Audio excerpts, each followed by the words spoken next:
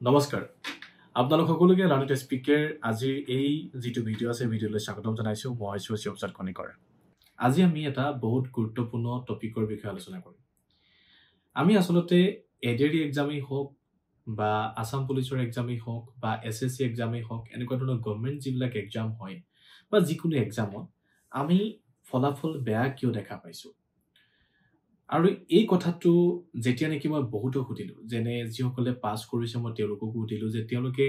কেনেকৈ পঢ়িছিল আৰু তেওঁলোকৰ ৰুটিন কেনেকুৱা ধৰণৰ আছিল ঠিক তেনেকৈ যিসকলে ফেইল কৰিছে তেওঁলোককো মই সুধিলো আৰু মই কেইটামান মিষ্টেকস দেখা পালো তাৰে ভিতৰত এটা বহুত ডাঙৰ মিষ্টেক আৰু বহুত ডাঙৰ এটা পাৰ্থক্য যিসকলে চাকৰি পাইছে আৰু যিসকলে নাই পোৱা তাৰ মাজত মই দেখা পালো মই আজি তাৰ বিষয়ে এই ভিডিঅ'টোত আলোচনা কৰিম আশা কৰো যিসকলে এডিআৰই এক্সামৰ কাৰণে প্ৰস্তুতি কৰি আছা যিসকলে আসাম পুলিচৰ কাৰণে প্ৰস্তুতি কৰি আছা বা অন্যান্য চৰকাৰী চাকৰিৰ কাৰণে প্ৰস্তুতি কৰি আছা তোমালোকৰ কাৰণে ভাল হ'ব আপোনালোকৰ কাৰণে ভাল হ'ব মই এই কথাটো আশা কৰো আৰু এটা মিষ্টেক ইমানে ডাঙৰ মিষ্টেক পালো যিটো মিষ্টেক হয়তো যদি আমি শুধৰাব পাৰো তেন্তে কনফাৰ্ম আমি চাকৰি পোৱাৰ ক্ষেত্ৰত 90% চান্সেছ বাঢ়ি যাব 90% চান্সেছ বাঢ়ি যোৱা মানে হেতু এটা বহুত ডাঙৰ নাম্বাৰ হয় তো গতিকে প্ৰবলেমটো আসলতে কি হয় যেতিয়া মই যিসকলে ৰিজাল্ট বেয়া হৈছিলে তেওঁলোকৰ সৈতে কথা পাতিছো তেওঁলোকে এটা সেন্টেন্স প্ৰায় সকলোই কৈছে যে এবাৰ যদি অলপ আৰু ভাল ধৰণে পঢ়িলো হেতেন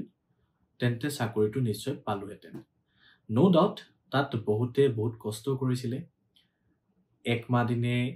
একেৰাহে ৰাতি দিনেও পঢ়াৰ সংখ্যাত আমি দেখিবলৈ পাইছো ক্যান্ডিডেটস এনেকুৱা ধৰণৰ ক্যান্ডিডেটস আমি দেখিবলৈ পাইছো যি নেকি 8 ঘণ্টা 7 ঘণ্টালৈকেও পঢ়িছিলে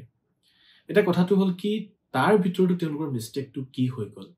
যাৰ কাৰণে নেকি যিসকলে সাকসেস পাইছে তেওঁলোকৰ লগত অমিল হৈ গল এটো ভাবিব লগা কথা মেইন কাৰণটো যদি আমি চাবলৈ যাওঁ যিসকলে সাকসেস পাইছে তেওঁলোকে ডেইলি পঢ়িছিলে ডেইলি মিন্স ধৰি ললো বছৰটোত আমি সকলোৱে জানো 365 ডেজ আছে সো তেওঁলোকে 365 ডেজে পঢ়িছে বুলি আমি ক'ব পাৰো মই এক বছৰ ধৰিলো মানে এজ এক্সাম্পল ধৰি লৈছো মই 3 মাহ সময় সো এই 3 মাহ সময় দিনটোত যদি আমি ধৰিলো 3 মাহ দিন সময়টোত তেওঁলোকে ডেইলি যদি 2 ঘণ্টাকৈ পঢ়িছে সো প্ৰত্যেক দিনাই 2 ঘণ্টাকৈ পঢ়িছে মাজত এদিনো স্কিপ নকৰাকৈ আৰু যিসকলৰ ৰিজাল্ট বেয়া হৈছে তেওঁলোকৰ সৰহ সংখ্যকৰ মই হুতুতে গম পালো যে পৰীক্ষাৰ ঠিক এমাহৰ আগত পঢ়া ষ্টাৰ্ট কৰিছে আৰু কিছুমানে তো ৰাতি দিনে পঢ়িছে আৰু কিছুমানে এক সপ্তাহ পঢ়িছে আৰু এক সপ্তাহ পঢ়াৰ পিছত এই সিলেবাসটো মোৰ আৰু অলপ আগবাঢ়িবলৈ আছে লাষ্ট সপ্তাহটোত মই পঢ়িলম আৰু কিছুমানে এনেকে ধৰণৰ মনোভাৱ লৈছিলে যে পৰীক্ষা হয়তো হতি যাব কিছুমানে এনেকুৱা ধৰণৰ মনোভাৱ লৈছিলে চাগে পৰীক্ষানো এতিয়া কোড হ'ব তো গতিকে পিছত পঢ়িম সো এনেকুৱা ধৰণৰ ক্যান্ডিডেটস আমি বেছি দেখিবলৈ পালো তো গতিকে এই দুই সামন যে পালো অৰ্থাৎ সাকসেস ক্যান্ডিডেটস আৰু যিসকলে বৰ্তমান সাকসেস হোৱা নাই তেওঁলোক দুইটাৰ মাজত আটাইতকৈ যেটো ডাঙৰ পাৰ্থক্য হেতুৱে যে কনসিস্টেন্সি এটা ওয়াৰ্ডত যদি মই ক'বলৈ যাওঁ তাৰ মানে সাকসেস পোৱা সকলে ডেইলি পঢ়ি থাকিলে আৰু হেতুক ৰেগুলাৰ কৰি থাকিলে আৰু যিসকলে সাকসেস পোৱা নাই তেওঁলোকে কি কৰিলে কেতিয়াবা এমাহ দিন পঢ়িলে বহুত জোৰদাৰ পঢ়িলে এনাৰ্জেটিক হৈ আছিল মোটিভেটেড হৈ আছিল আৰু তাৰ পিছত খপককে পঢ়াটো এৰি দিলে আৰু যেতিয়া নেকি আকৌ পৰীক্ষাৰ ৰিলেটেড কিবা এটা নিউজ ওলালে আকৌ পঢ়া আৰম্ভ কৰিলে হয়তো কেতিয়াবা 2 ঘণ্টা পঢ়িলে হয়তো কেতিয়াবা 4 ঘণ্টা পঢ়িলে আকৌ ঘাপকে পঢ়াটো এৰি দিলে তাৰ পিছত আকৌ কিবা এটা নটিচ পালে কিবা এটা নিউজ পালে পঢ়া আকৌ আৰম্ভ কৰি দিলে তাৰ পিছত বাদ দি দিলে তাৰ পিছত কি কৰে পৰীক্ষাৰ ঠিক আগত পঢ়িম এই কাইলৰ পৰা আৰম্ভ কৰিম এই এনেকুৱা ধৰণৰ কৰি থকাৰ যিসকল শিক্ষাৰ্থী আছে তেওঁলোকৰ ৰিজাল্ট বেয়া হোৱাৰ ৰেশিওটো আমি বেছিকৈ দেখিবলৈ পাইছো নো ডাউট তেওঁলোকৰ মাজতে ৰেগুলাৰ পঢ়া দুই একৰো বেয়া হৈছে তেওঁলোকৰ মিষ্টেকস আমি বেলেগ পাওঁ কিন্তু মই যদি বিগেষ্ট মিষ্টেক কম কমন মিষ্টেক যেটো এই মিষ্টেকটো আমি প্ৰত্যেকজন চৰকাৰী চাকৰি প্ৰত্যাশীৰ মাজত দেখিবলৈ পাইছো এবাৰ নিজে অনুভৱ কৰকচোন কাৰণ আমি মেট্ৰিক পৰীক্ষা দিলো হাই সেকেন্ডাৰী এক্সাম দিলো গ্ৰেজুৱেচন এক্সাম দিলো ইয়াৰ উপৰি হয়তো আমি বিএড এন্ট্ৰেন্স বা এনেকুৱা ধৰণৰ অন্যান্য কম্পিটিটিভ এক্সাম আমি দিছো এই যে এক্সামটো দিওতে আমি কনসিস্টেন্সি মেইনটেইন কৰিছো নে আজিলৈকে এবাৰ নিজক কোৱেশ্চনটো সুধকচোন যদিহে ৰেগুলাৰ আমি 2 ঘণ্টাই হওক 3 ঘণ্টাই হওক 4 ঘণ্টাই হওক বা 6 ঘণ্টাই হওক যদি আমি পঢ়ি আছো তেন্তে সাকসেসটো কিমান হ'ব আৰু আমি ৰেগুলাৰ পঢ়িছো নে নাই পঢ়া এবাৰ কোৱেশ্চনটো কৰক নিজক আৰু কমেন্ট বক্সত জনাওক মই কোৱা কথাটো হয় নে নহয় গতিকে এটো এটা বহুতেই ডাঙৰ বিগেষ্ট মিস্টেক মই ইয়াত এটা সৰুকে মেথছৰো কথা মই বুজাব ট্ৰাই কৰিম সকলোৱে বুজিব যদি এজন ক্যান্ডিডেট যে ডেইলি লেটস সে 2 ঘণ্টা কৈয়ে পঢ়িছে 30 দিন পঢ়িলে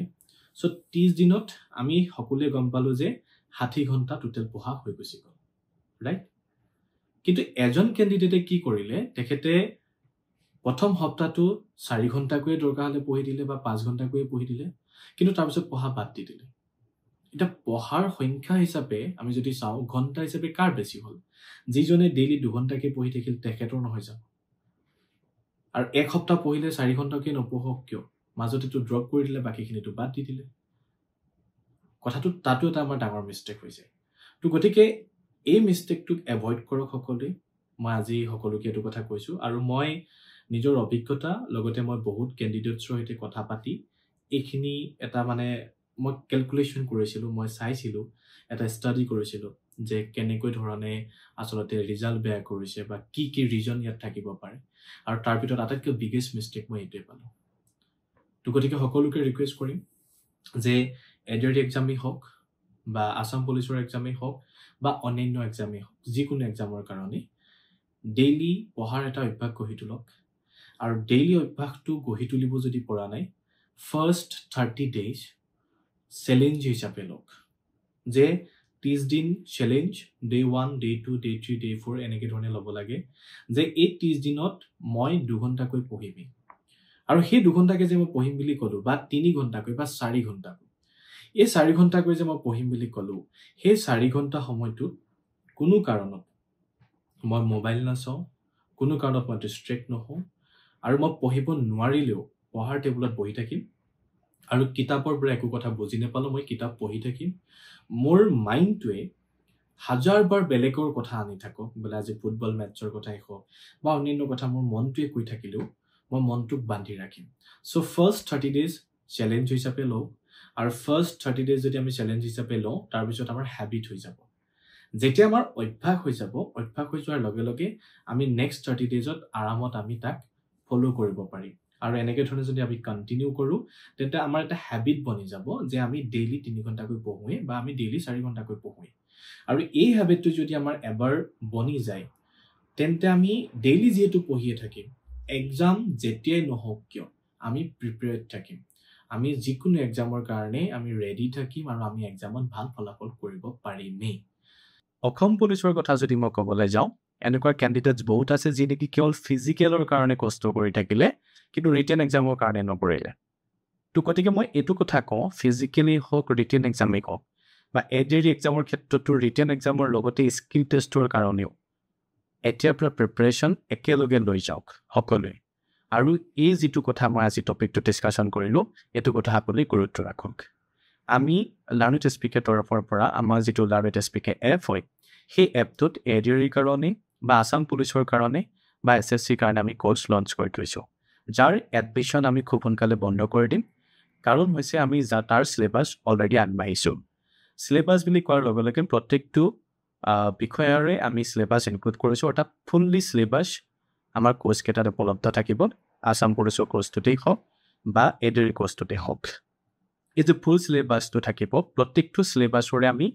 পিডিএফ ফাইল তাত অ্যাটাচ কৰাইছো আৰু আমি সেই কাৰণে যেটো মই সকলোকে ক'লো যে এটা অভ্যাস গঢ়ি তোলাৰ কথা আৰু সেই কাৰণে আমি 365 ডেজ ক্লাছ ৰাখিম দ্যাট মিন্স কোৰ্স যেটো ভ্যালিডিটি 1 ইয়াৰ হ'ব গতিকে সেই 1 ইয়াৰ প্ৰত্যেক দিনাই লাইভ ক্লাसेस থাকিব সানডে বা কিবা কাৰণত যদি হলিডেজ নাথাকে তাৰ বাদেৰে প্ৰত্যেক দিনাই ক্লাसेस আমি ৰাখিছো যাতে আমাৰ ফালৰ পৰা সেই হ্যাবিটটো বনি যাওক যে ডেইলি ক্লাसेस আমি ক্যান্ডিডেটছক দিও আৰু ডেইলি আমি ক্যান্ডিডেটছৰ সৈতে কথা বতৰা হৈ থাকো যাতে এটা অ্যাটাচমেন্ট হৈ যাওক আৰু সেই অ্যাটাচমেন্টটো হৈ গলে ক্যান্ডিডেট সকলৰো কি হৈ যাব যে ডেইলি পঢ়িবই লাগে এটা অভ্যাস হৈ যাব আৰু সেই অভ্যাসটো হৈ গলে সুন্দৰভাৱে ফলাফল এটা কৰিব পাৰিব বুলি আমি আশা ৰাখো আৰু সেই কাৰণে 365 ডেজ ক্লাसेस দিয়া লাইভ ক্লাसेस দিয়া আৰু প্ৰত্যেকটো লাইভ ক্লাছৰ ৰেকৰ্ডেড আৰু ৰেকৰ্ডেড ক্লাছটোৰ লগতে এটাকৈ PDF ফাইল যাতে নোটছ হিচাপে পঢ়িব পাৰে তাৰ সুবিধা আমি এপত উপলব্ধ কৰিছোঁ যদিহে আমাৰ কোৰ্ছত জইন হ'ব বিচাৰে তেন্তে LearnItSPK এপটো ডাউনলোড কৰক আদাৰৱাইজ আপোনালোকে 8638187142 এই নম্বৰটোত কল কৰিব পাৰে তাত আমি যিমান পাৰোঁ আপোনালোকক সহায় কৰি দিম থ্যাংক ইউ সো মাচ সকলোকে একেবাৰে শেষলৈকে চোৱাৰ বাবে আশা কৰোঁ সকলোৱে বুজি পালে আজি মই যিটো বিষয় আলোচনা কৰিছিলোঁ আৰু আশা কৰোঁ আপোনালোকে ফলো কৰিব আৰু এটা ভাল ফলাফল লাভ কৰিব পাৰিব থ্যাংক ইউ সো মাচ জয় অসম